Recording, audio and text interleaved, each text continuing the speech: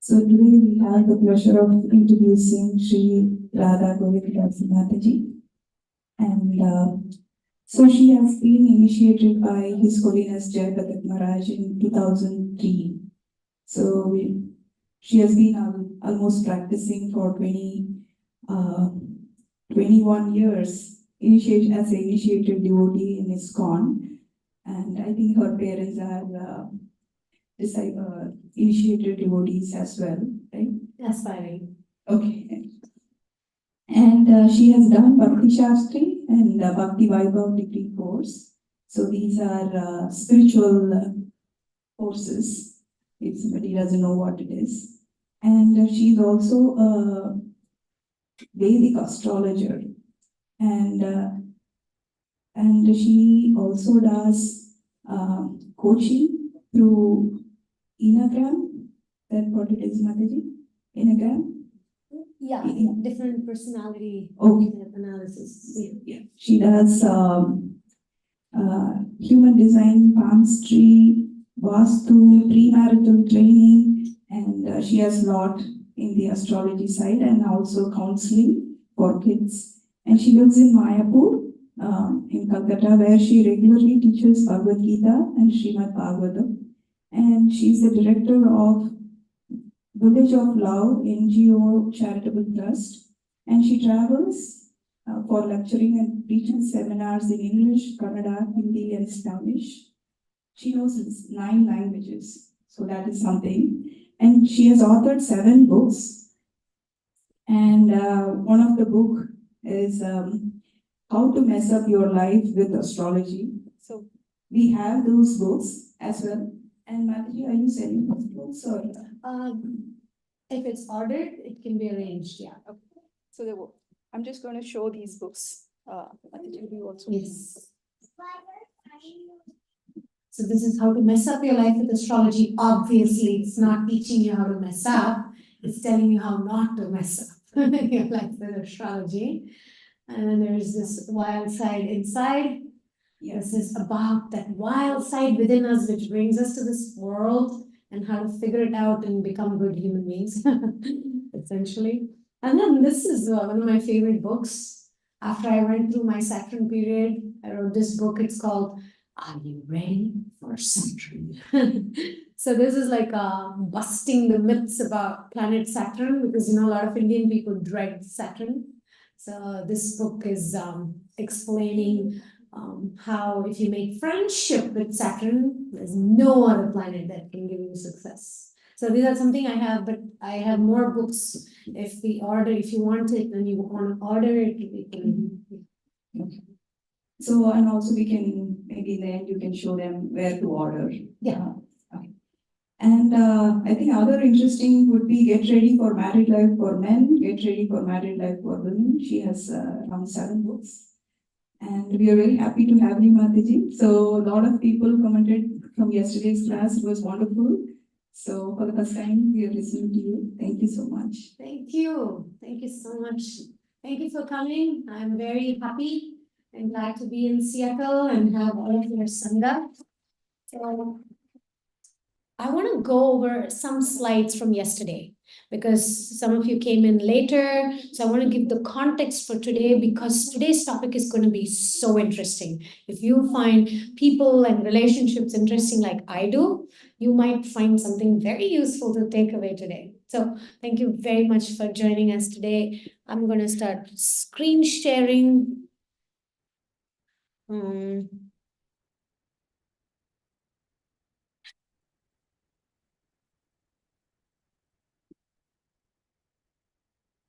Thank you. Maybe this will hold you. Yeah, maybe, or maybe not.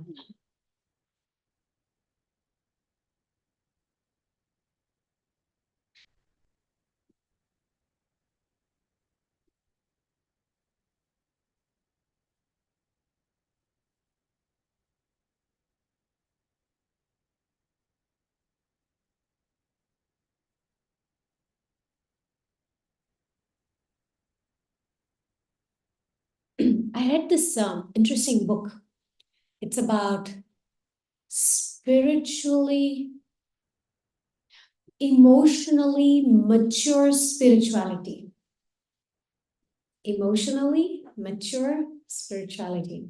This whole book was about whether as parents or as spiritual leaders, if we are not mature on an emotional level, it's impossible to be mature on a spiritual level.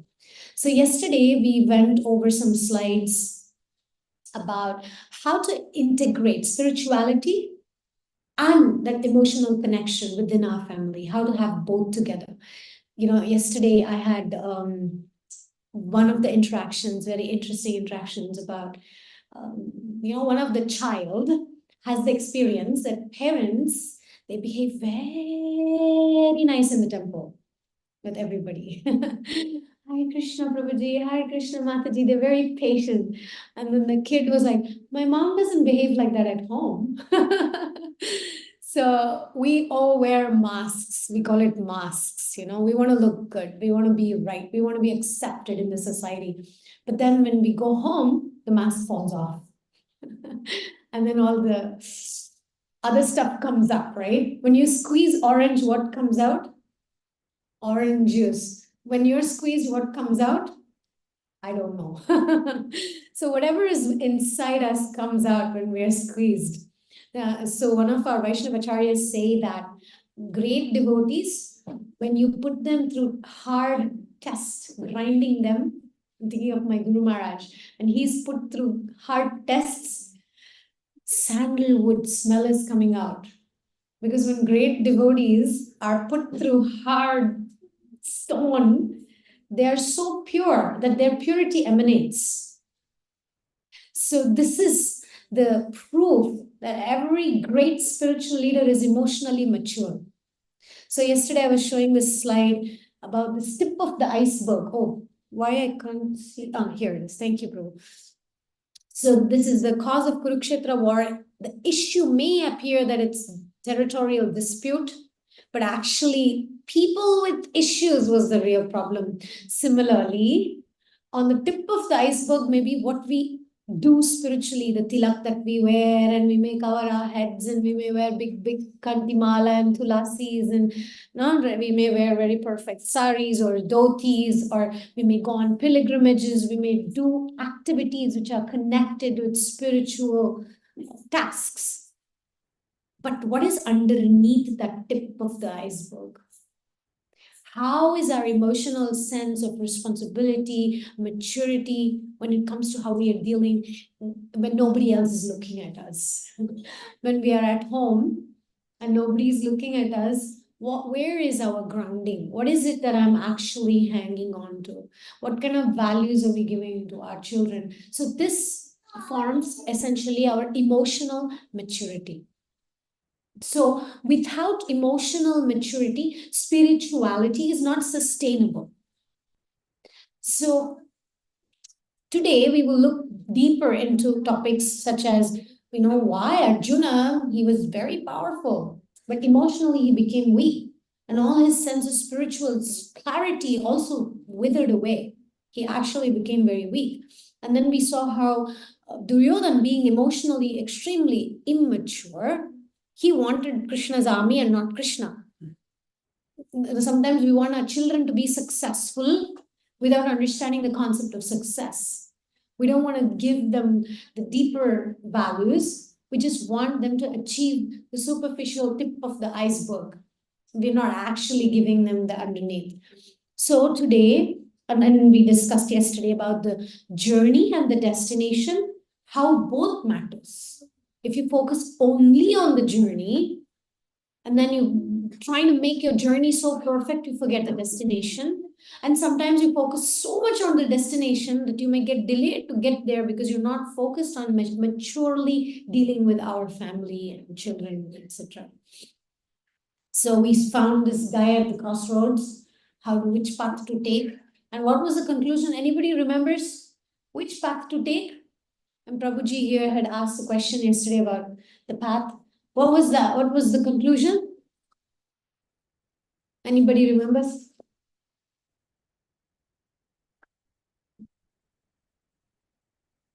I'm sure the online viewers know the answer, but they're not here, so they cannot answer. But So maybe go through different paths and figure out yourself. that's one way.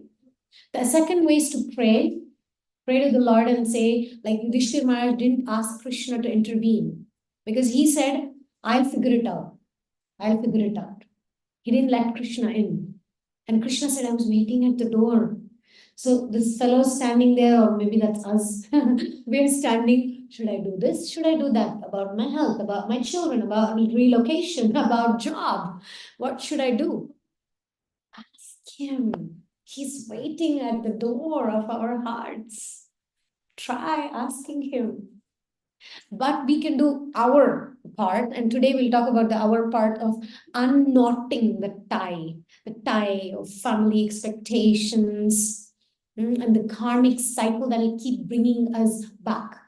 Very important point. I got some feedback after yesterday's talk. And I think for grihastas, those of us who are married, we have relationships with our family members, with our children, we have a different set of challenges and strengths compared to those who are renunciants. The brahmacharis and the sannyasis, they are free from certain baggage that we carry. And therefore, their path might be slightly different from our path. Because the austerity is different for different people. How many of you here like eating sweets and you cannot give up? Okay. How many of you, doesn't matter, it's okay, even if you don't eat sweets for 1 week, you don't miss it. See, it's like almost 50-50 in the room, right? So this shows for somebody giving up sweets is an austerity. For the neighbor sitting next to you, it's not. Similarly, even in terms of our spiritual or mature material or emotional development, something that's hard for you may be easy for me, right? And something that's easy for you may be very hard for me. Yes. This was recording, now it has stopped. It's okay. Because we are recording here. Thank you. So the austerity is not the same. Same with our children. Maybe for us, studying a particular subject, maybe languages. We were discussing yesterday that for me, studying languages is easy. It's effortless. But for somebody else, it's hard. For somebody, math is so easy, statistics is so easy, and for me, it's like a nightmare. So each of us have some strength and some weakness. So if only we understood that the 5 fingers are not of the same size, if only we understood the 5 Pandavas are not the same natured, then how would it be? So we see Gajendra here. Yesterday we discussed about his vulnerability. His strength was he knew that he cannot get out of the clutches of that crocodile alone. But our problem is even the elephant had the intelligence. We take a long time to figure out that I can't control my life. I can't control my children's life. It takes us a long time to figure it out. Whereas Gajendra, he figured it out. I have no control. But from there begins the actual control. Even people, there was a beautiful class given by Radhanath Maharaj to the people who are alcoholic addicts. And so he concluded it, telling those people, look, you guys are either the most fortunate or the most unfortunate. There's nothing in the middle for them. Because they are the most fortunate because they have understood that there's no way they can give up alcohol on their own. They need help of divine intervention because the bottle is on them. In other words, they became addicted to it. And they're most unfortunate because if they don't give up, they're going to die. They've lost everything. So there is no middle. But many of us, if we're not completely addicted either to Krishna or we're not, then we are in the middle. So sometimes weakness, like Gajendra, the weakness makes us strong because we actually overcome all those petty, trivial things and we focus on Krishna. So that's why in our families, when difficulties come, we should actually be grateful. Because those difficulties make us realize our true position. as Jiva Swarup Hoy Krishna Nityadas, we realize I am not in control, right? Sometimes when it happens, when our child goes through little sickness, when it's sick, then we immediately start praying. You know, in South Indian language, you say, Sankatadalli Venkataramanam. You know, Sankat ke samay, we call out to the Lord. When everything is good, they say, yeah. Okay, because of my strength, everything is going well. But our Vaishnava acharyas say, when things are going well, in spite of me being so off, things are going well because of the Lord. That's the mentality of a devotee. And when things are not going well, we say, oh, Krishna is protecting me in these circumstances because something big was supposed to happen, but Prabhupada says one little cut happens to a devotee, right?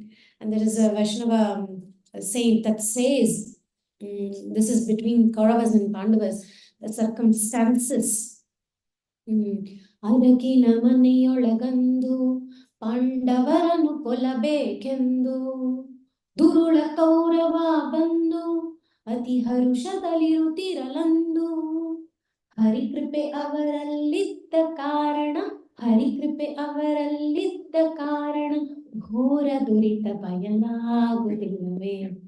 I had been talking with all my friends about different circumstances that were happening in their life and health crisis. And I was amazed to know how Krishna arranged for the right doctor, for the right treatment, for the right support, and the right mental and emotional situation. We can't arrange it. Even if you have a lot of money, you can't buy love and support and friendship. Can we? I mean, you have lived in America for so many years, sacrificed your country, sacrifice your relationships with your relatives, and you're living here. And you know one thing, that money cannot buy affection. Money cannot buy harmony. Money cannot buy affection. So what can is something today I want to share with you. One tool that has helped me immensely. So we went over some examples yesterday of if we don't surrender voluntarily to circumstances that make us humble, we will get in Daksha position sometimes. Maybe brain surgery was the beginning of brain surgery when Daksha's head was cut off and he was given a goat head. Nobody's going to give us free brain surgery, but sometimes the ego needs to be replaced. So we discussed that, and this is Dhruva Maharaj, these are the Prachetas. So these are different examples of the fact that being emotionally mature is the key to spiritual success. If you want sustainable spiritual progress, we need to look within and see if we are emotionally mature. And if we are not, you will see it with your marriage, you will see it with your relation with children. Nobody needs to give us a certificate. We will feel it, whether we are emotionally mature or not. And again, what it means depends on each of us. And here we have Shukadev Goswami, right? The youngest, but he was emotionally very mature. And that reason remember when the girls were bathing and Shukadev Goswami was passing by naked and these girls were bathing in the river naked, they saw Shukadev Goswami go by and they were not perturbed. They were like chilled, cool. Then father came looking for the son going behind Vyasadev, old man, right? Very nicely dressed and everything. And he was going, and all the girls started to feel very shy and they started covering themselves. And then Vyasadev said, excuse me, just now my son went by, young boy, he went by and you were all like, you didn't even care. And I'm coming here and you're all covering up. What's going on? And the girls said, I mean, essentially, they said, well, he's emotionally more mature. Because they were able to recognize, because, you know, Prabhu's women, we have a sixth sense. We can detect the intentions of other individuals easily. Maybe the men believe what is said. Women kind of like, yeah, but that's what they're saying. But I think there's something behind it. Am I right, ladies? Well, I'm not saying we're always right, though, because sometimes we speculate too much. We read too much in between the lines. That's also there. So this is Shukadeva Goswami's emotional maturity. So today I want to share with you this. This is one of my professional tools in my toolbox that has helped so many people, so many devotees transform their lives. My husband and myself also, we found this to be extremely useful in our devotional life, both within marriage, with our relationships with devotees, and as leaders. And it saves a lot of time. So this is called the Enneagram system. This is connected with Vedic astrology, but it's a simplified version of Vedic astrology. So there are 9 types, as you can see, 1, 2, 3, 4, 5, 6, 7, 8, 9. And then you see these 3 divisions: anger, fear, and image. So we can categorize that there are some people who are very self-conscious. That's the image people. The 2, the 3, and 4. I'll give some Shastric examples of characters so you can kind of understand the natures. 2 and 3 would be Arjuna type. First chapter of Gita. Look, Arjuna, how he was so concerned about his image, and then at one point he becomes very withdrawn. Kim no rajyena govinda, kim bhogair jividenava. So he was like, what's the point of even living? What's the point of showing off? By the way, type 3, the performer, it says there, they are a little bit of show-offs. They have a tendency to kind of, here I am, I'm successful. Sometimes there are people that walk into a room and there's a loud message, here I am. They're not speaking, but they just walk in and there's a sense of, here I am. So when you talk to them also, there's an innocent way of saying, this is what I did, this is who I am, these are my degrees. Usually if you go into the room of a type 3, you'll see all their certificates hanging on the wall in their office. They have a tendency to kind of show their accomplishments. And Arjuna was a little bit like that. He had that tendency to want to exhibit his strengths. And what happens is we all have our healthy and unhealthy sides. So in the first chapter of Gita, we see Arjuna becoming a little unhealthy because his image was going to get affected. And so when type 2, 3, and 4 feel that, especially if you have children who are type 2 and 3 and 4, they have a tendency to want to impress you. They want to please you.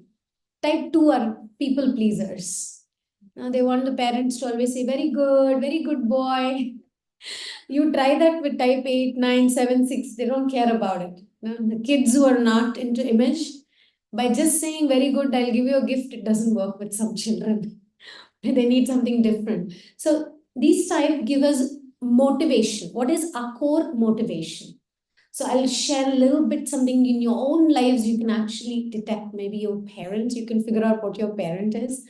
And then you can also figure out what the child is. And then you can actually see what is the core motivation and what's the core fear of every type. So the type, we're starting with Arjuna type, right? The image. Image is all these 3, the type 2, 3, and 4. So for them, the core, for a type 2, the core issue is I want to be loved. I want to be useful. This is a core motivation. So when you have a child who's always useful and helpful at home, says, can I help you, mother? Right? Not all children are like that, but some children are like that. Can I help you? And I have a friend, she has a 4-year-old and he's a type 2. Every time the mom is sick, maybe the husband is upset, but the baby will come with not even hot, but warm water and tries to put the tea bag and brings it. Mama, I hope you feel better.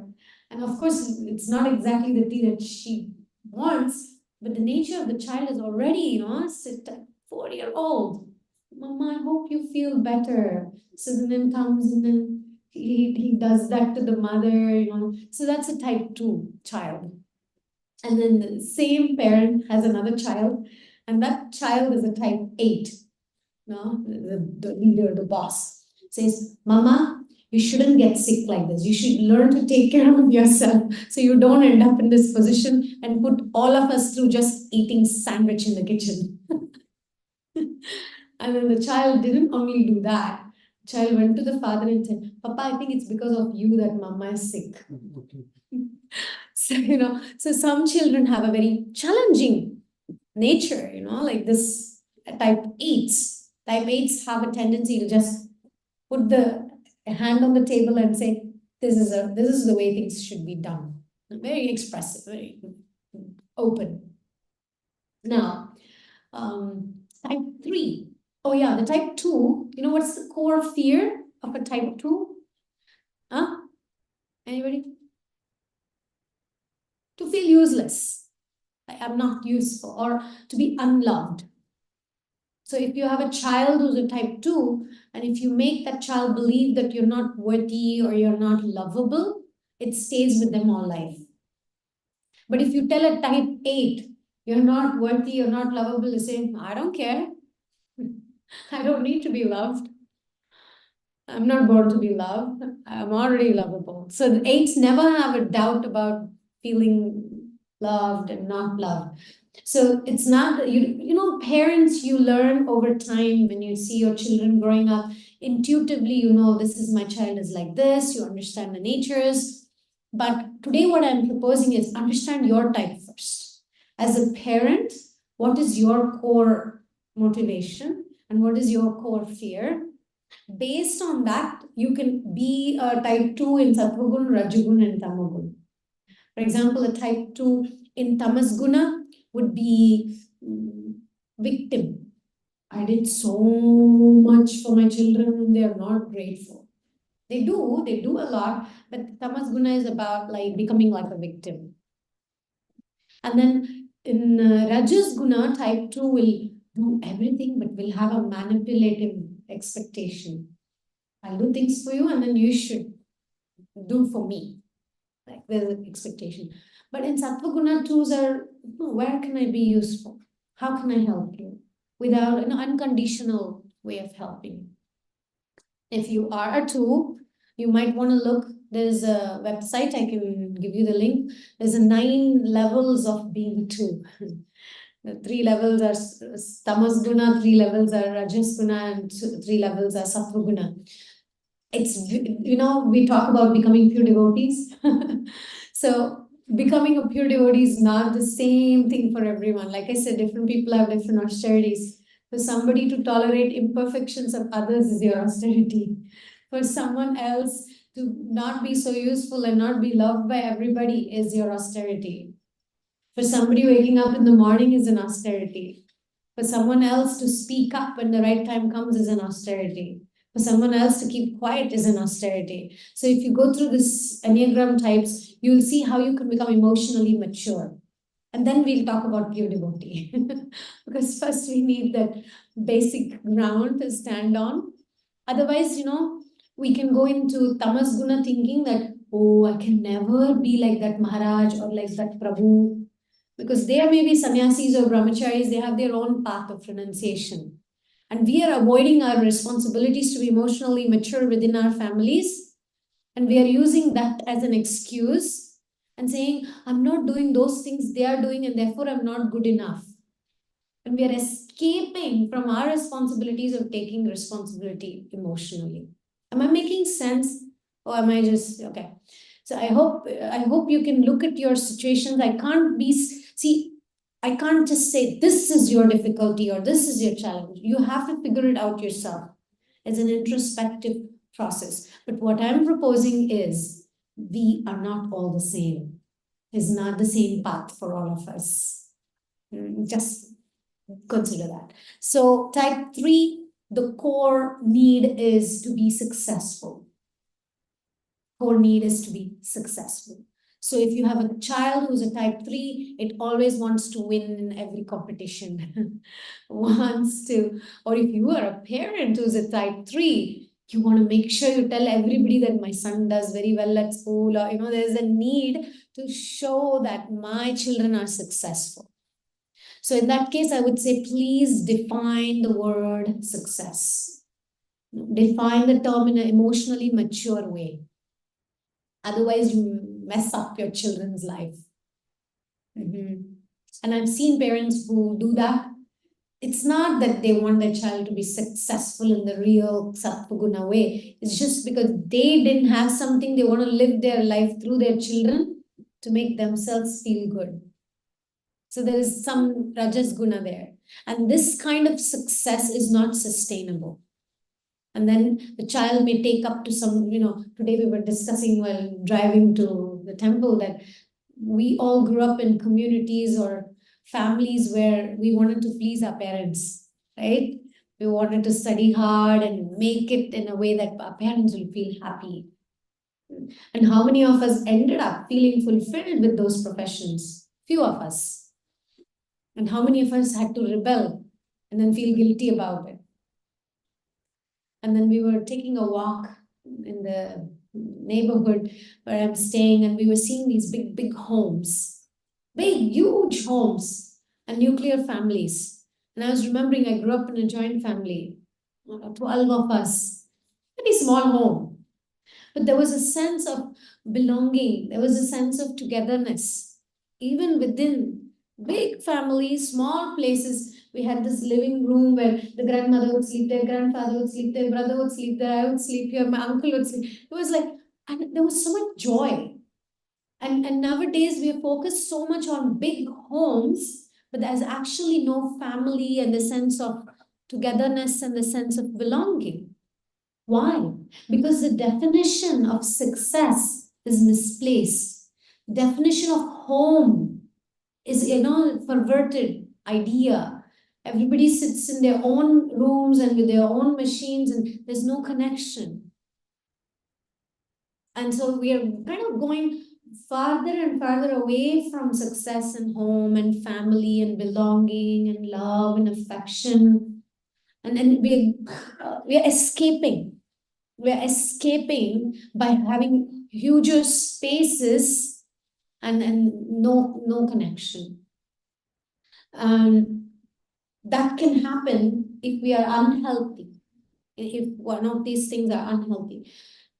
Let me finish this and then I'll tell you about in our body, there are indications of how we should work and how we should not work, depending on the types here we are discussing. So for a type 3, the core fear is to appear unsuccessful, to be a failure. It's huge. For a type 3, like Arjuna, if he feels like failure, he wants to go to the forest and go and live with animals. He doesn't want to be a king anymore. Happens with some type 3s. If they feel like failure, if they get a second rank or they lose 1 mark or whatever, depending on their age, your idea of success, they actually want to withdraw. They don't want to exist anymore. So if you have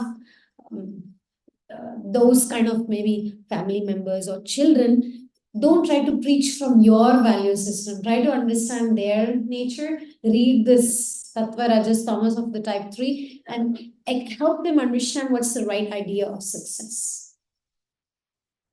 Because if you are a type 1 and your child is a type 3, if you try to explain to them, those are not important things, beta, success is not, it won't go inside their brain because their core need is success. But if you use the language and say, I understand that success is very important for you, which is very nice. Let's see what actually success means according to Bhagavad Gita. That will catch the attention. So we need to sometimes we can't feed like this, we can feed like that. You have to feed them according to what is their core motivation, what is their core fear. So like, for example, if you want your type 3 child to wash his hands and always offer food to Krishna, and your way of saying that, look, God is watching you is not working, it's because they need to be told in the language of success. And if we tell them, if you offer food, you're going to actually feel more successful. For example, I'm just saying, if it's going to be a failure of your life and the food that you eat, if you don't first offer to Krishna, it'll grab their attention more than if you tell them it's the right thing to do. Because type 3s may not be so interested in doing the right thing. They may want to just appear successful. So if you tell them, look, your success will depend on what you eat. If you eat offered food, there's more possibility of you becoming more successful. That will inspire a child who is motivated towards success. Okay, I know that this is a little technical and getting into different personality types, but this is to give you like interest to study this further. Okay, this is not, you cannot walk out of this room and say, now I know personality types, but I'm giving you like hints to make you study this or go and learn more. So the type 4 are personality types who are very individualists. They like to be different. They don't like to conform. They don't like to do things because others are doing. In fact, you can actually see that type 4 even dress differently. They're very like, they wear colorful clothes. They have their hairstyle very different. Type 4s are very artistic, very dramatic, and they're very much emotional in nature. So for them, how we can inspire children who are type 4 is to tell them your unique way of experiencing life can be through whatever the values you want to give, because they like being unique. If you tell them this is the right thing to do, it won't inspire them. If you tell them you will be very successful, people will appreciate you, it won't inspire them. So we need to, even you might be a type 4. So you need to look at and see what makes you unique. And every type has a Krishna conscious arrival like that. What is unique for us? Our relation with Krishna is unique. Nobody has a relation with Krishna as you do.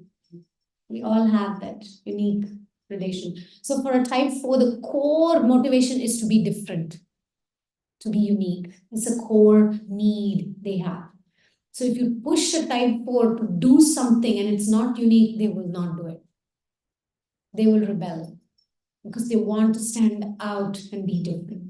And their core fear is to, how do you call it? To be merged into a group. Putting them in a category, they hate that. So they are usually very isolated, they're very introverted. They live on their... They also have abilities. For example, Nakul in the Mahabharata, the 5 Pandavas, Nakul was a type 4. So he had ability to talk with animals, for instance. Very kind of unique ability. Okay, what else about the 4? So, although we don't change who we are, the type, it remains the same for all life, but you can be more healthy or unhealthy. For example, the type 4, when they're very healthy, they behave like a type 1, meaning they do everything very nicely, perfect drawings or whatever it is they do. They sing perfectly, they focus on that. And when they're very unhealthy, they may appear like a type 2. They start helping everybody, try to be like... So this system is very broad. It's not just putting people in a box, oh, you're a type 2, you're a 5. And it's not like that. It's a very transformational tool. It's like an evolution. And even if you are in the sattva guna way, like I said, if you come to that point of being mature as any of the type, then we can say, yeah, we are becoming devotee. Otherwise, it can be very fake. Like the masks, we can hold masks and go around, I'm a devotee. So for every type, your chanting is good or bad depending on which type you are. For some type, chanting loudly may be a success. For some other type, no, it's more about your absorption and internally how you're feeling. For a type 4, for instance, it's not about chanting without thinking about anything. For a type 4, it's about, I'm feeling so sad. With that sadness, they can chant amazing rounds. Focused chanting does not mean that nothing else comes to your mind. Focused chanting can mean that whatever emotion you're feeling, you can chant and ask Krishna to help you, and you can approach Krishna with that feeling. Sometimes we feel, right, I'm not feeling to chant today, I'm feeling sad or I'm feeling angry. But actually, your rounds can be the best if you approach that with that emotion to Krishna. So that's what I learned about this types.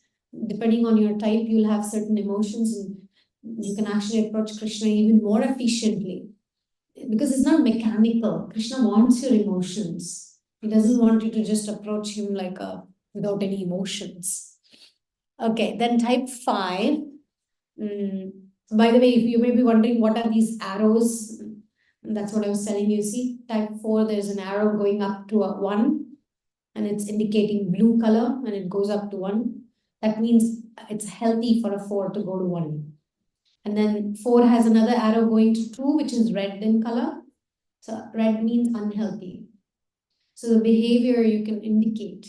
If you have a child who's a type 4 and its behavior is acting more like a 1, trying to do everything very good, and that means it's healthy. And if you have a child who's a 4, who's an artist, but is acting like a 2, it means there's a red line, which means that maybe you need to help the child to not go towards a direction. I know it's a little technical, but if you have any questions, you can approach me. I'll give you more links and videos to understand. What I'm saying is if you are a 1, don't try to train your child 3 to be like you. It won't work. And then you may feel disconnection. And type 5, they are like the observers. They like to observe. They're very quiet. They're very knowledgeable. They like to learn. And it's very difficult for them to take a stand. If you give them a microphone, they'll shy away. They may know a lot, but they don't want to speak up. So type 5s are like that. So the core need for a 5 is to know. They want to know. I want to know more. And the fear of a type 5 is to not have enough knowledge. So core motivation and fear are usually the opposites.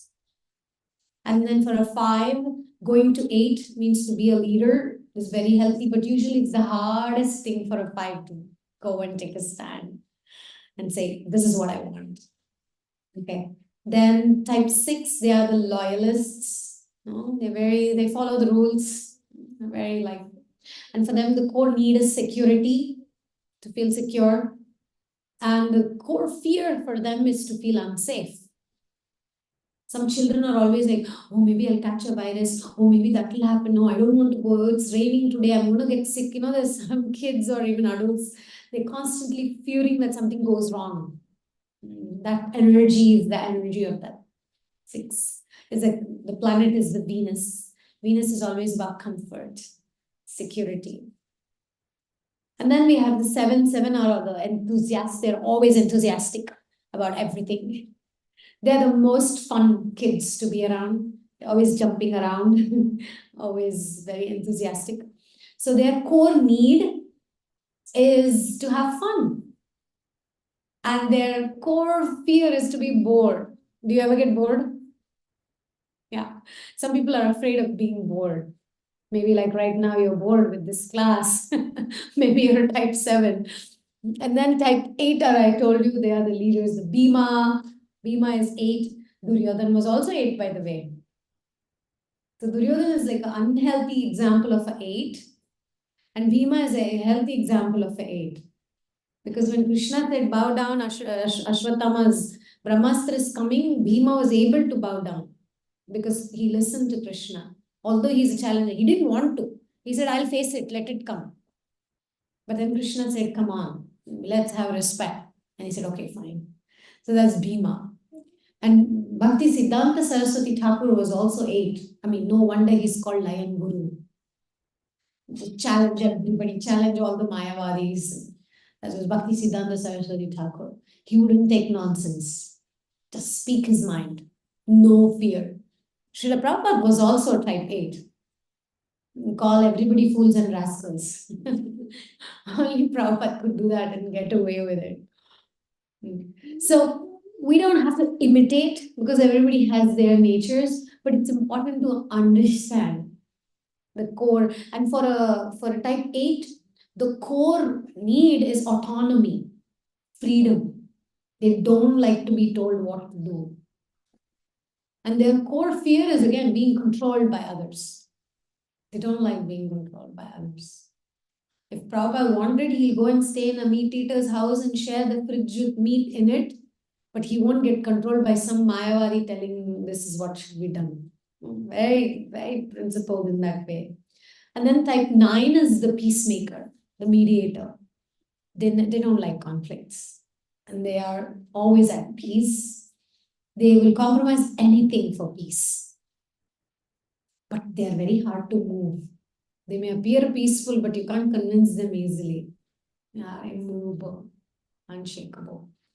So for a type 8, it's very bad to go and become like a 5, observing and researching, finding out arguments, how to fight. It's not healthy. But for an 8, to be like a 2, helpful about others, understanding others. Perfect example was Srila Prabhupada. Although he was a leader, he would bring saris for Matajis from India. He'd bring sari to give to the American disciples. He would be very caring. He would be very concerned about how the disciples are doing. So that was an 8 becoming very concerned and very caring. So if we do not imbibe healthy qualities, I may be a whatever type.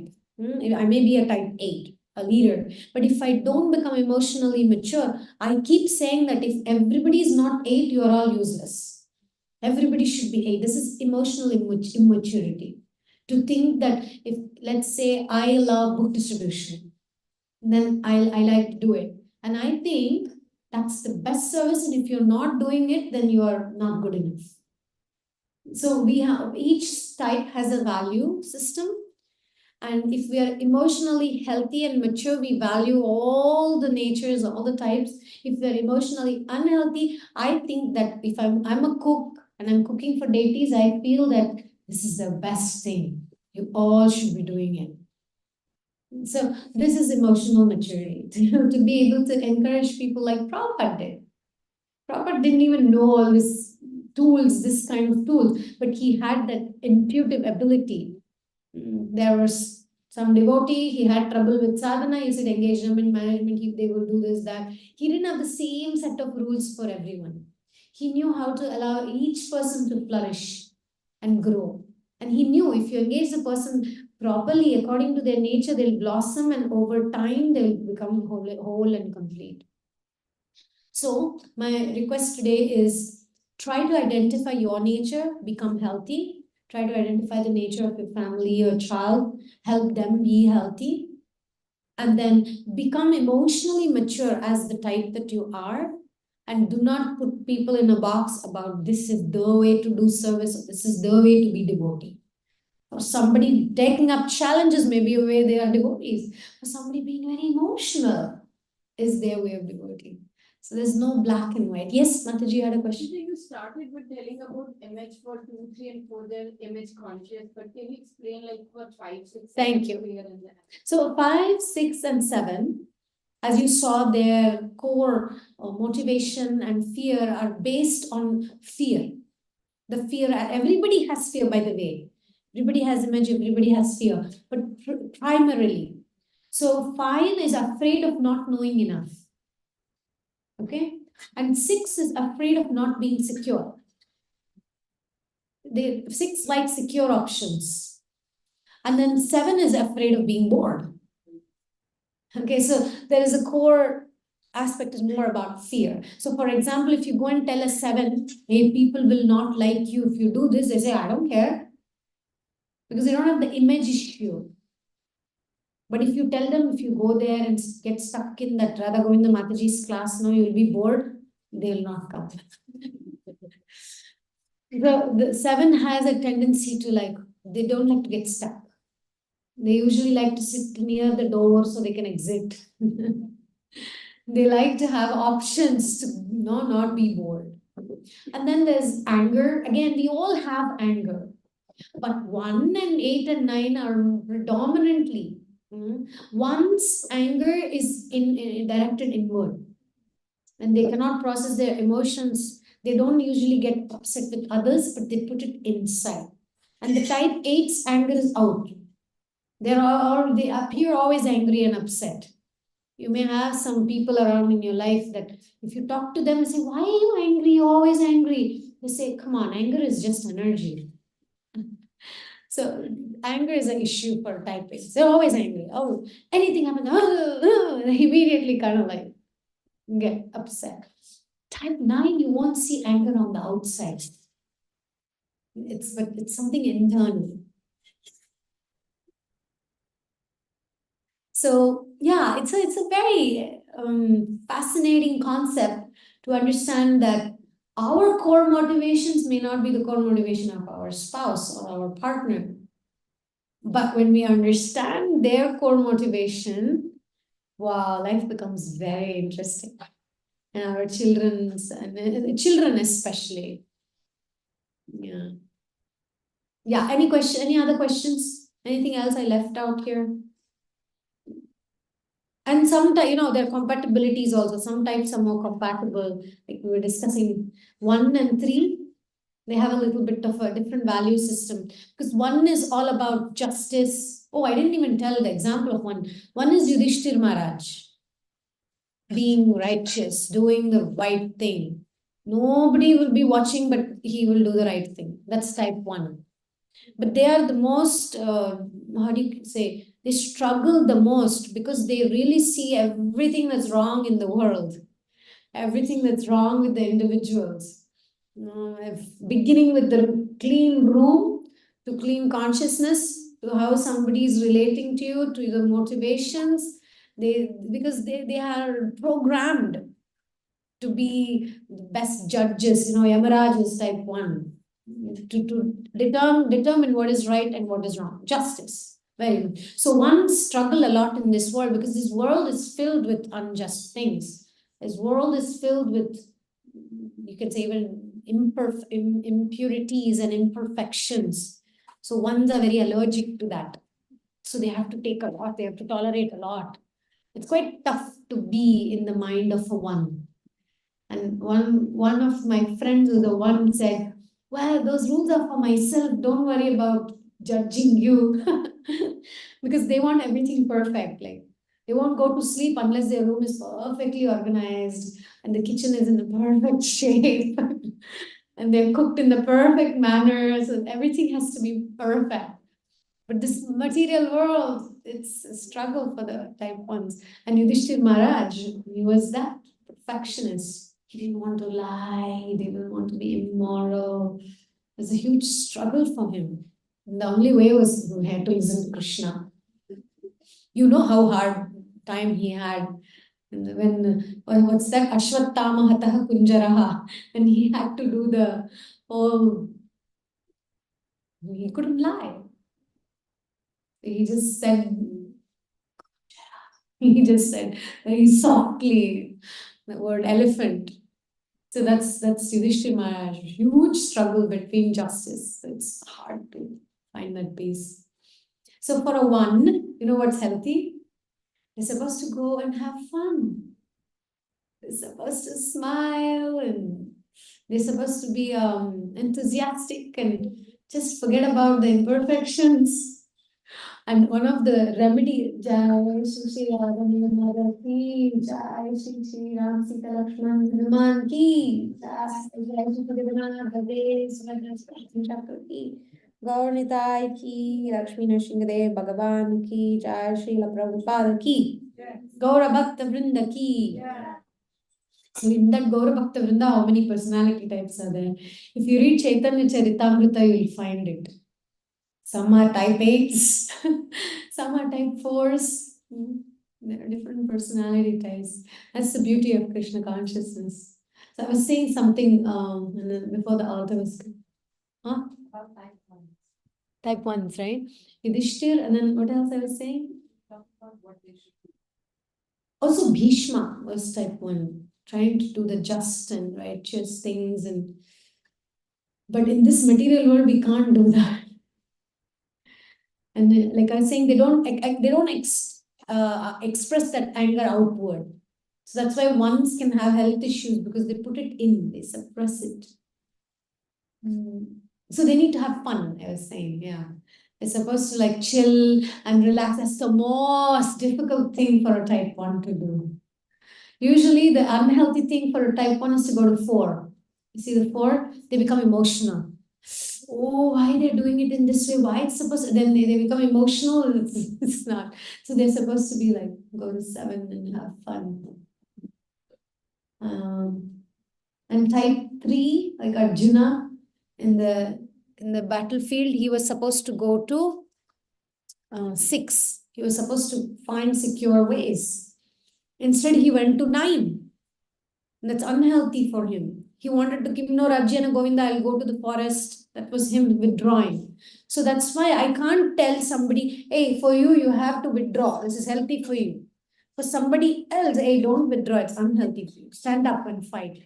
So every type, every person has a different. So with your child also, before you tell them stand up to the bullies or back off, you have to understand the nature of your child. In some cases, it's healthier to withdraw, and in some cases, it's healthier to take a stand. It's not black and white. Okay, any other question? Hi, Krishna.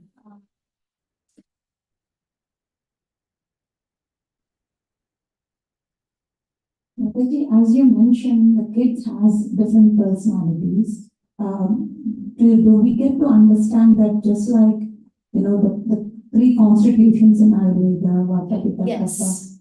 So are all the personalities can be a possibility in one person and they take over? So how do you understand that? Like, is it like defined from past samskaras or because as we grow older, some of the things you know by experience. Right. Right? So how do you understand, like, for example, you said one example that if you are asking for the kid to offer to the Lord and you're kind of giving them that, you get to ask Krishna whatever you want, but that's what happened in India for the most of the time, where we all, at least in my case, go to altar and ask anything you want. And when you know that it doesn't work that way, then there is a trust factor. So how do we take care of those situations? Yeah.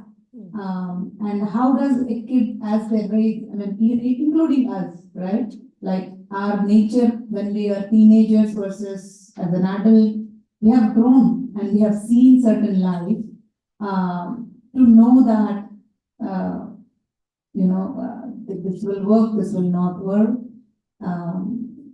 And this comes back to your yesterday's speech where you said you need to judge people. Yeah. So how can we put these together? How do you put all these masalas together and make it a khichdi? Yeah. So you asked me 4, okay? 4 questions. So the first question, yeah, we'll start with the last one. You said about we should judge. Judging. So the word again, judgment, we can judge in Sattvagun, Rajogun, and Tamagun. Yes. Bhagavatam says, Gunadamat Anukroshan Gunadikan Mudam Lipse. It means the judgment should be based on if somebody is superior to us, we judge that they are superior. We don't just say, we are all of the same age in this yatra, we are all just friends, Sometimes we see, okay, we may be aged the same, but somebody may be superior in knowledge. Somebody may be superior in wealth. Somebody may be superior, whatever, right? There is that element. So Bhagavatam doesn't say just be blind and think, everybody is equal. That's impersonalism. Personalism means we recognize, we appreciate. Oh, they're more wealthy. Krishna has blessed them with wealth. Radharani is very pleased with them from something from their. So when we recognize that we are also blessed. So we should judge. They are superior in that way and appreciate. And we are supposed to be happy for them. Bhagavatam says we should be happy for them. Then guna dama tanu kroshan. But if we see that somebody is behaving inappropriately or less, let's say they are less wealthy, less knowledgeable, they don't even know verses of Bhagavatam, they don't know songs of the acharyas, let's say. instead of saying, "Arey, they don't know," we actually show compassion. We actually say that, oh, somehow I was fortunate, I learned these things, and maybe they didn't have a chance to. So we don't not discriminate. We do discriminate, but with compassion. And then if we see somebody who is worthy of friendship, we very eagerly go and make friendship with that person. And we help each other. Because if we don't have this discrimination with superiors, with those who don't, and with friends, what's the point of devotee association? What does Sangha mean? We can't associate with anybody irrationally because some people may be gossiping and spreading wrong rumors. We don't make friendship with them, right?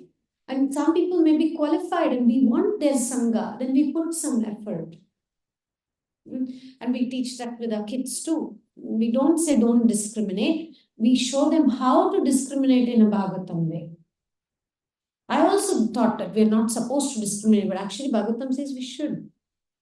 We should discriminate in a high class way. If we don't discriminate, then how will we be in right association? That's kind of very fanatic, black and white to say don't discriminate, Bhagavatam says discriminate, but wisely. Okay, then going back to your other question about, I never said go to Krishna and then tell the kid that they will get it. I never said that, just to want to clarify that. What I said is every type can be inspired to worship Krishna based on their core need, the core need or core motivation. I meant success motivation. Yeah.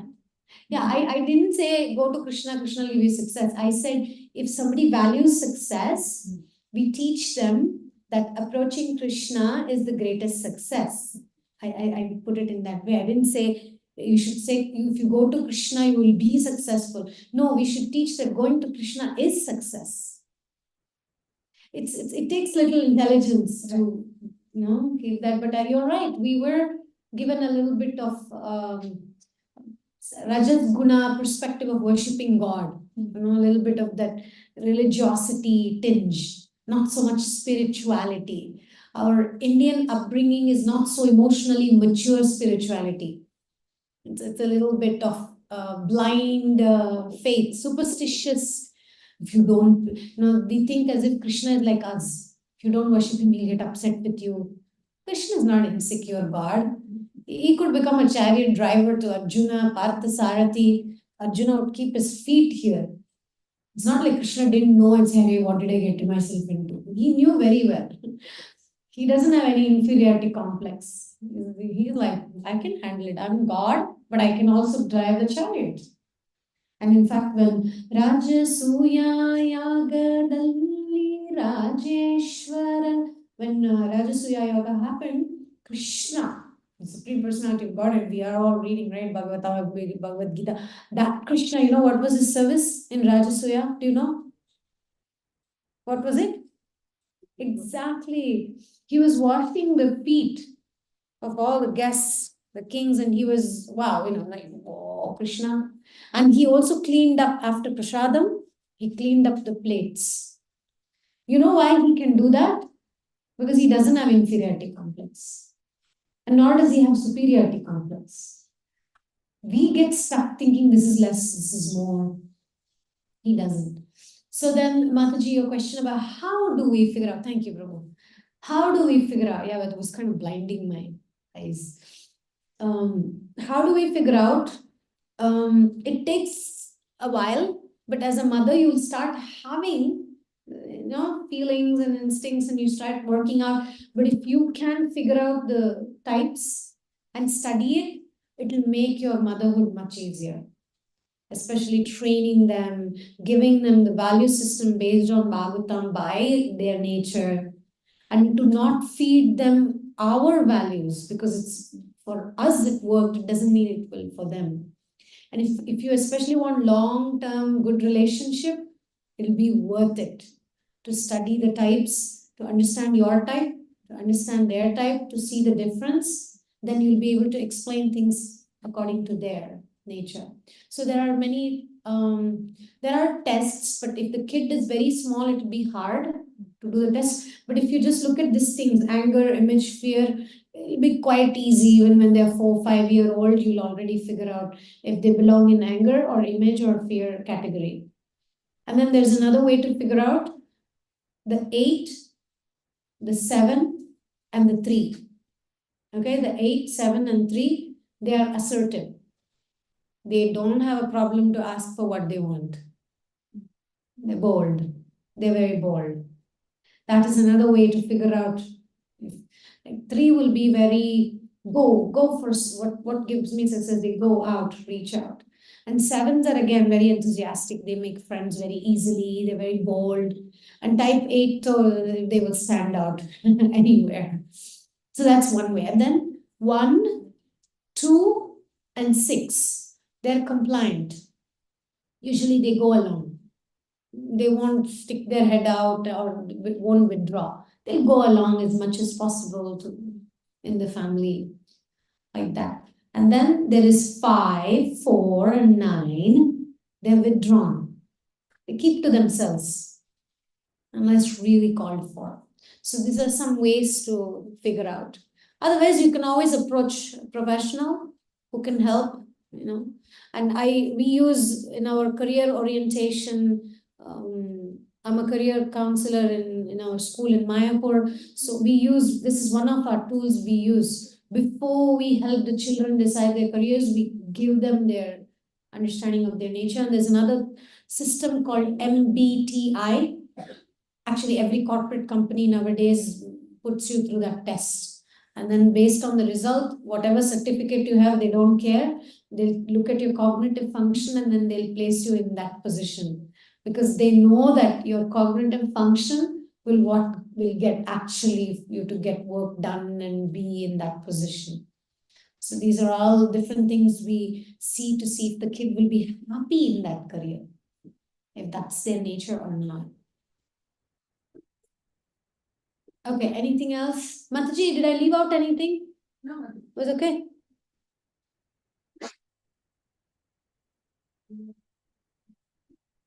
Yeah. Probably can speak in it.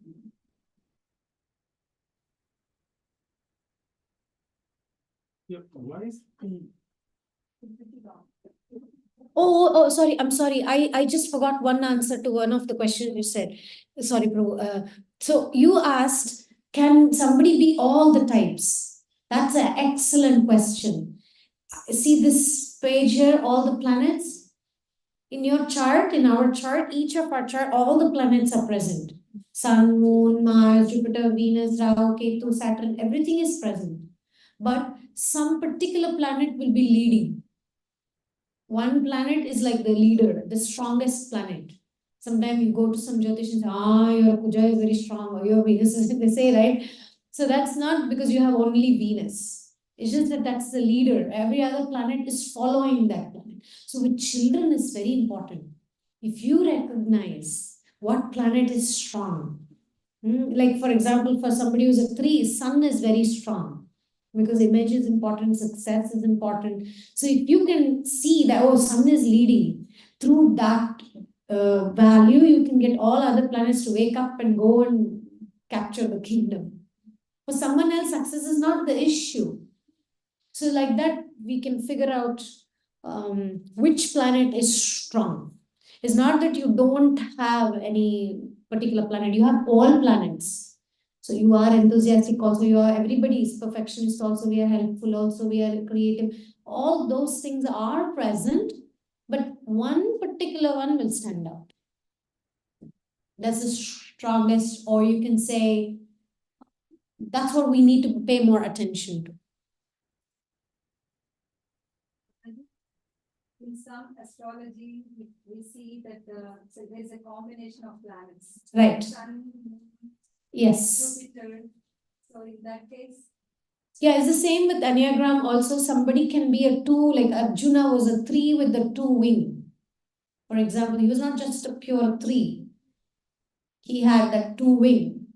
So every type can have a wing. We call it wing in this technical terms. But like in astrology, somebody can have a good sun also, good moon also. Somebody could have good strong army also, and the king is strong also. I have one other presentation, maybe I'll present that another time. It's called the kingdom of your life. And there are different areas of your life and how every area of your life is ruled by Krishna's incarnation. Rupa Goswami says there's a rasa behind every planet. So there's an emotion behind every planet. So yes, combinations are also possible. See, it's not so black and white. It's a lot of mixture there. There's a lot of relationships with planets. But it helps to understand, especially your children, what planet is leading. My grandfather used to say, if you understand who in your kingdom is strongest, then you can use your brain to wake up all other planets to follow it. Otherwise, we keep expecting. See, there's another system called human design. Okay, I studied human design as well. So 60% of the population are what we call as generators. These are the people who have inexhaustible energy. I think our temple here in Seattle is a good example of a lot of devotees who are inexhaustible energy, right? Generators, go there, distribute the food, cook and wash and clean, generators, right? So most of the world runs with the energy of the generator.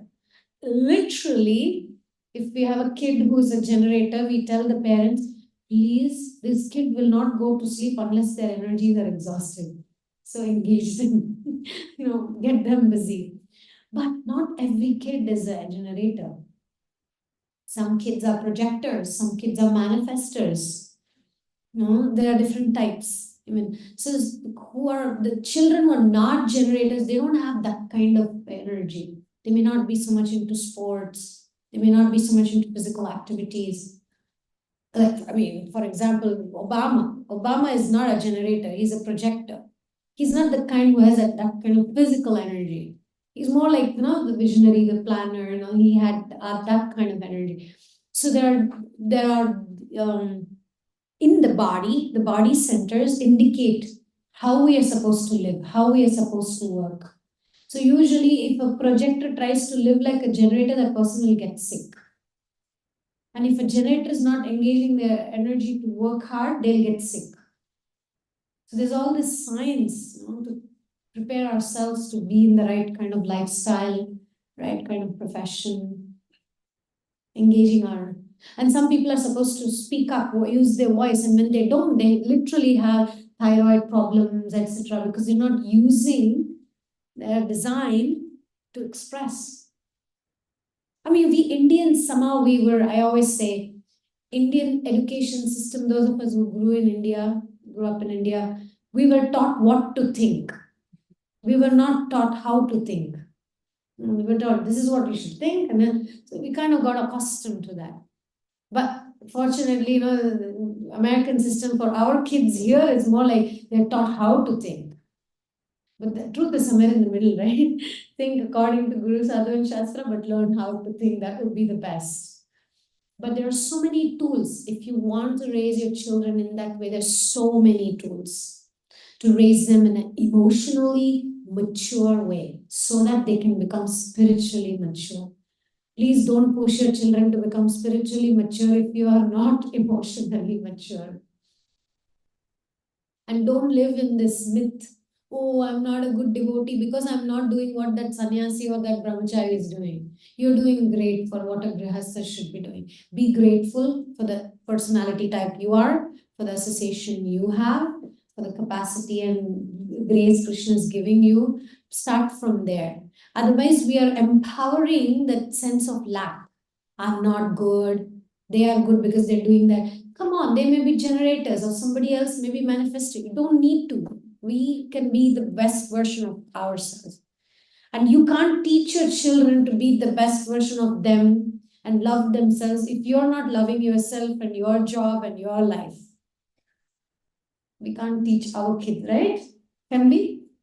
If I'm sad and I'm chanting Hare Krishna, and I'm telling the child, hey, chant Hare Krishna, you'll become happy, the kid is not stupid. You can see. No, you yourself are struggling. You show one face in the temple, another face at home. You want me to believe you? Then it will become a two-tier system.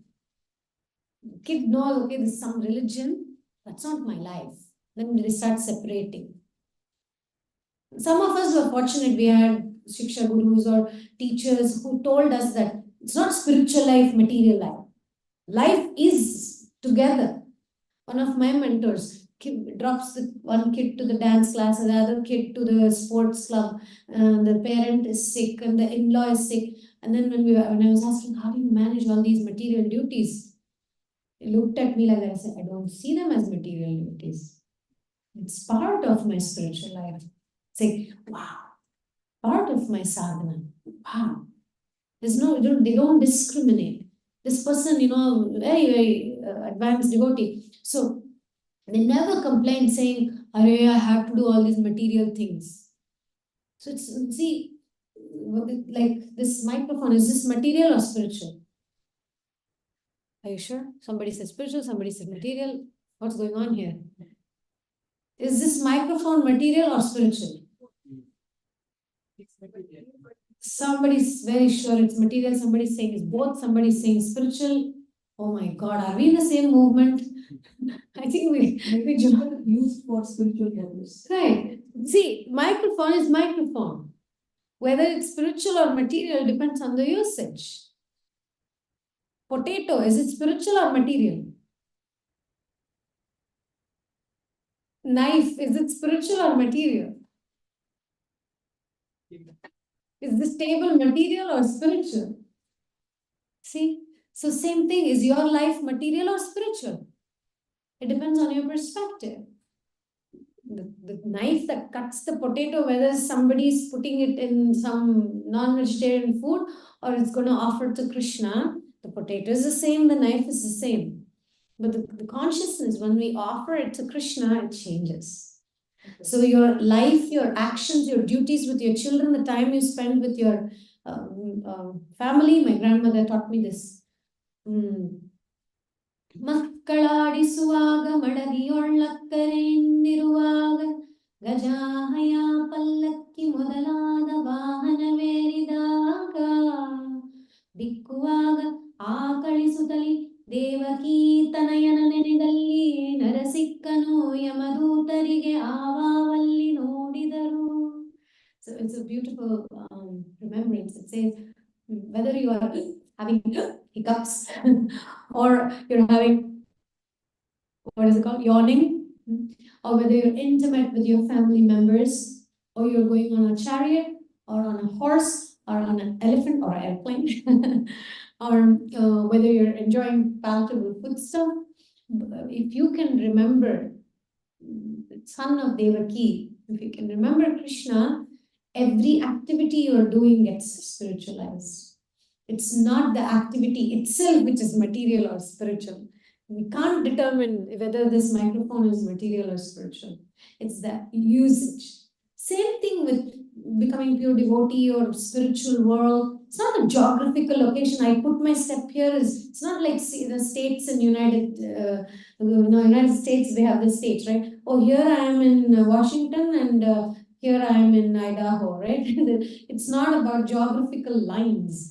Spiritual and material is not about a geographical location. It's a state of mind. It's a state of consciousness. Whether I'm in spiritual consciousness or material consciousness is not dependent on the action. Because Krishna has a very, you can say, funny way of seeing things. Vidura's wife is giving him all the peeled banana leaves and throwing away banana. And Krishna is accepting the banana peel. And is he counting her mistake?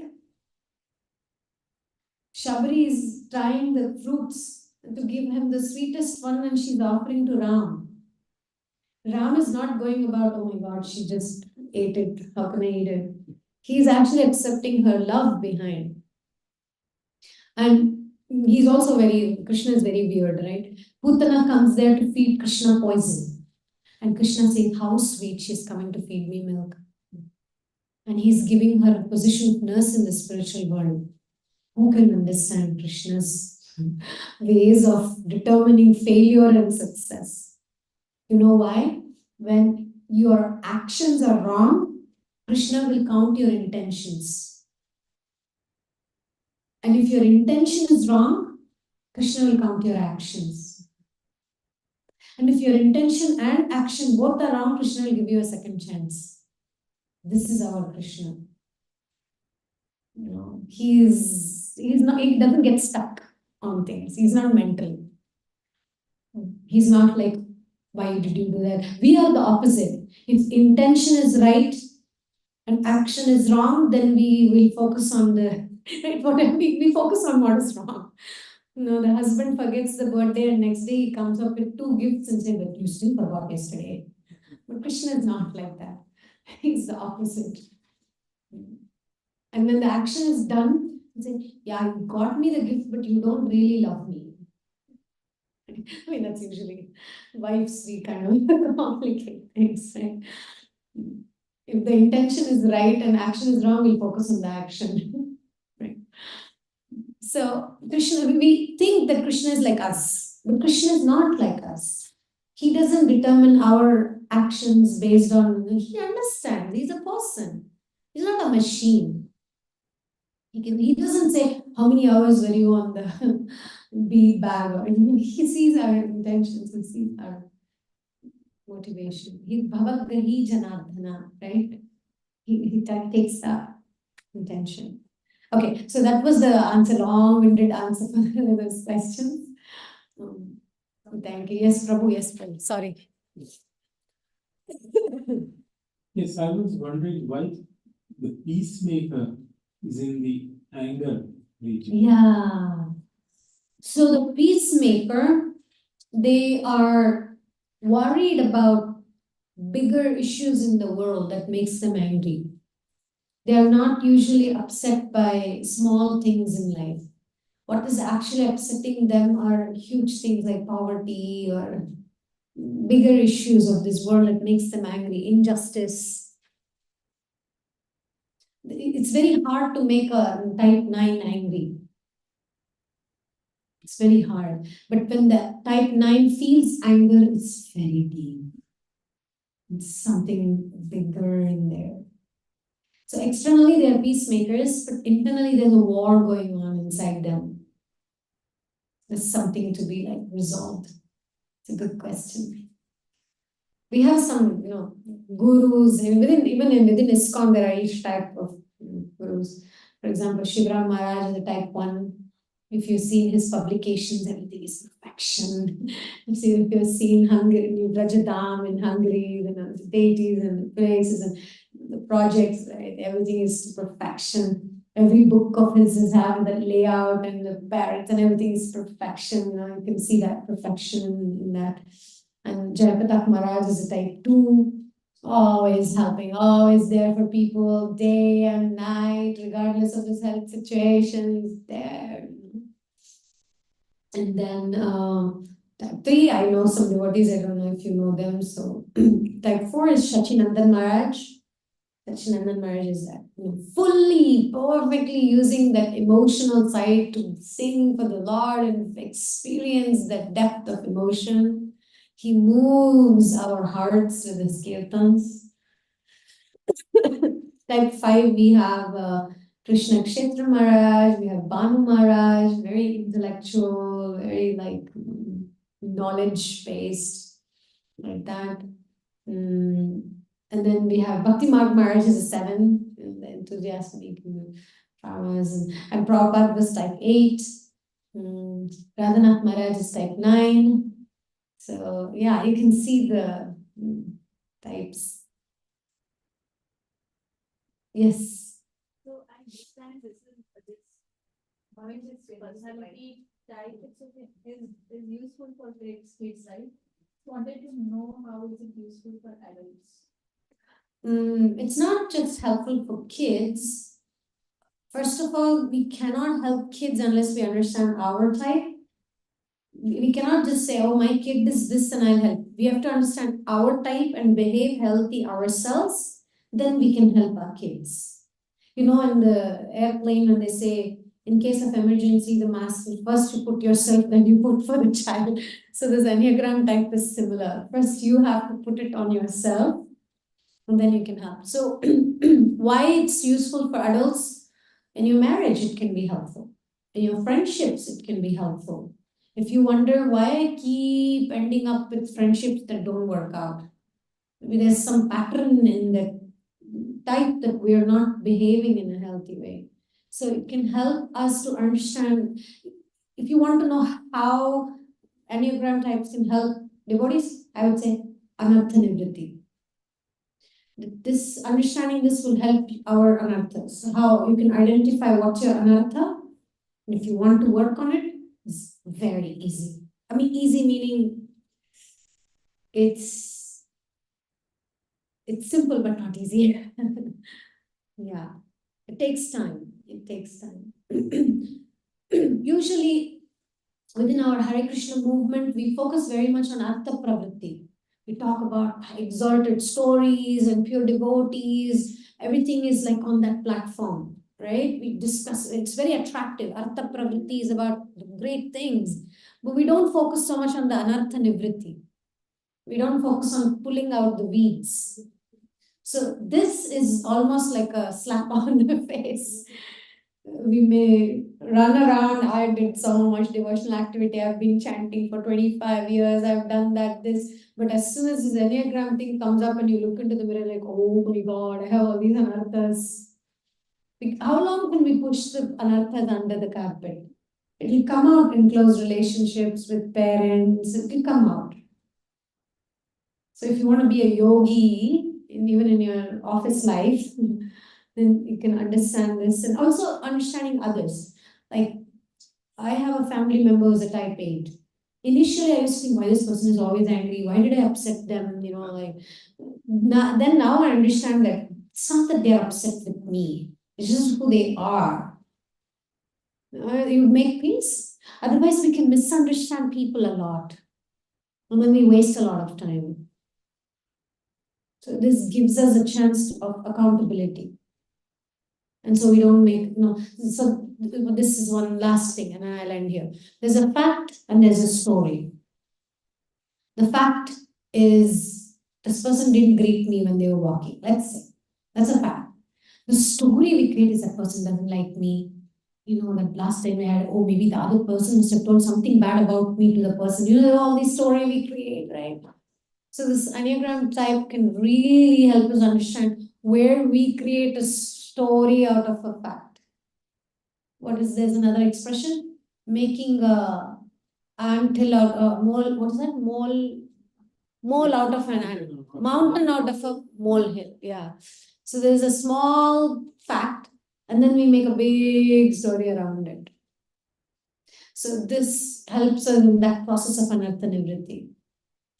Otherwise, you know, if we are not emotionally mature, we don't work on our emotional maturity, spiritual activities can only boost our ego. We're not actually becoming the sincere and humble and happy devotees we're supposed to be. We run around just showing we're something, and then people in this community think we are here, but we're actually struggling. And because we're not honest, nobody's helping us. Everybody's thinking they're okay. And then mutually we are creating fake profiles. You know, we see right on Facebook, people are all smiley and vacation and everything. Who knows what's actually the story? So the story can work two ways. The fact is they posted a happy photo on the thing, but we don't know the real thing. So this is material existence. So my suggestion and request and proposal today is, let's try to be more ourselves and give a helping hand to others and get help from, I'm not saying go and, you know, open up your secret to anybody you see today, but it takes courage to open up and say, hey, I'm having difficulty with chanting. Can we call each other and chant together? I'm having difficulty, I'm not studying Bhagavatam. Can we read together once a week? You know, like taking the help so you can truly advance and not just look like we are advancing. Okay? Thank you so much for your attention. Yes. Only one, that's good. Hare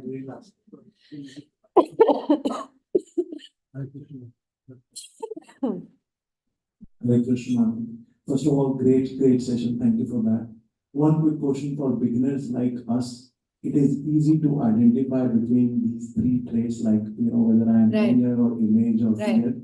But then once we identify, for example, image, it is much more difficult, whether I am 2, 3, 4. Is there an easy way, to identify further, like I'm 2 or 3 or 4? You would be a 2 with the 3 wing. Yeah. Well, that's the easiest way. Ask an expert. But there are tests that you can take. If you go to TRUITY, so it's a website, and then you say Enneagram free test, it'll give you, and then it'll ask you a bunch of questions, you answer it, and you'll get the result that you're a 2 with the 3 wing. But with your question asking and like that, I figured out that. So yeah, sometimes you can do this test and then it'll give you a couple of options. Then you go to the website, Enneagram Institute, you read through both the types, and then you'll say, yeah, I'm more of this. Usually we are not one, we are usually a mixture. Yeah, because you look like a person who wants to be useful, who likes to be liked by people, you like to serve. At the same time, you also have a tinge of you want to be successful. So it seems like, both. So you read both types, and then you can see which level you are at. And then wherever you find yourself, try to reach the next. Don't try to become another type's healthy version. Become your own type's healthy version. Yeah, thank you. Mataji, you mentioned that there is maybe your website or somewhere else, each type has a Sattva-guna, Rajaguna, Tamaguna. Yes. So can you share that, where is that? Okay, let me just see if, yes, I have internet. Let me just go there right now. Another question. Mataji, you mentioned a lot of places about being emotionally mature to Yes. grow in devotional life. So what are practical ways how we can be? I mean, some people are naturally emotionally mature. For some people, it takes practice and guidance. So how do we know and learn and do that? The best way is to be with emotionally mature people. That's, if you value emotional maturity, then you should be hanging around with people who are emotionally mature. And the second thing is Guhyam Akhiti Prichati, revealing our minds in confidence to those individuals who are seniors or somebody we trust. Because the nature of emotional maturity is to know when to take help. Some people think, I don't need help. Oof, that's a big red flag. That may not be so. Some people are very intelligent. It's just that we don't become vulnerable to take help. Then it becomes hard. And then the third thing is, I know it sounds very, but it's the third. After these two are done, be helpful to those who are in need. Because the best way to become emotionally mature is to help others. But you can't help others unless you are a person who's able to take help. So because it's not sustainable. So these three. Be with emotionally mature people, take help when it's the right time, and be of help, be of service. Get out of your own mind and your own self and be available to others for service. That is the way the cycle of emotional maturity works. Anybody else wants to share any other suggestion about emotional maturity, how to become emotionally mature? And you can also read this book. It's called Emotionally Mature Spirituality. So, I can send you the link. It's a priest, a preacher who had years of experience of not being so emotionally mature and realizing that spirituality doesn't work if we are not emotionally mature. I think every Swami leader should read this book. It's very much about, here, this book, this website here, as you see, enneagraminstitute.com. If you go there and then you click on the 9 Enneagram type descriptions, and then you go to the reformer. I call the perfectionist. There are different names for, like type 1 is called the reformer. See, the rational, idealistic type, principle, purposeful, self-control, and perfectionist. That's why I keep saying perfection. See, the stress, when they're stressed, they go to 4, means they become emotional. And when they're growing, they go to 7. They chill, they relax. And then when you go down, see all these things, it comes, your basic fear is of being corrupt, evil, defective. And then when you go down, there is this levels of development, 3 levels of healthy. I mean, this is, I would say, pure devotee levels. If you can be here, the top is becoming extraordinarily wise, discerning, accepting, topmost. And then there are average levels, dissatisfied with reality, high-minded ideals, crusaders, advocates. And then there's unhealthy. See this, becoming condemnatory toward others, punitive and cruel to rid themselves of wrongdoers, severe depressions, nervous breakdown, da, da, da. So that's like unhealthy. So if you go there, every type they give this levels.